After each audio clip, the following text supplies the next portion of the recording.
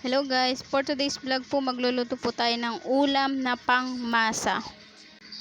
Kung tipid kang tao at ayaw mong gumastos sa mahal na ulam, ito para sa iyo. Swak sa bulos sa sulit sa panglasa.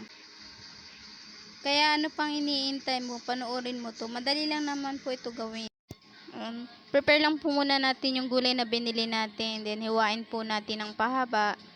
Sa akin po, ganyan po yung slice niya. Kasi iba-iba naman po tayo ng mga gusto. So, kayo po bahala kung ano po yung gusto nyo kalaki na hiwa ng gulay. Sa akin po, ganyan po yung ginawa ko.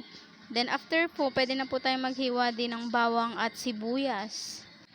Ganyan po ako kapag nagluluto. So, lahat po ng mga kailangan na sa pagluluto, ipiprepare ko po muna siya para sa susunod po, which is dire-diretso na po ako sa pagluluto. Hindi na po ako maistorbo na, ay ito pa, hihiwain ko pa ganun. Inaayos ko na po muna siya bago ko po siya igisa talaga. Ayan, at may kawali na din po akong naka-ready dyan. Tapos mainit na din po yung mantika. So, pwede na po nating ilagay ang bawang at sibuyas. Ayan, pwede halo-haloin po natin hanggang sa medyo maging golden na. Then sabay po natin yung sardinas. Ayan, bali 2 sardinas nga po pala yung ginamit ko dyan. Ayan, antayin na lang po nating kumulo. Uy, pwede na to kahit hindi na natin lagyan ng gulay, ulam na. Syempre, charot lang po yun. Yan, ilagay na po natin ang repolyo kasi kumukulo na po yung ating nakasalang.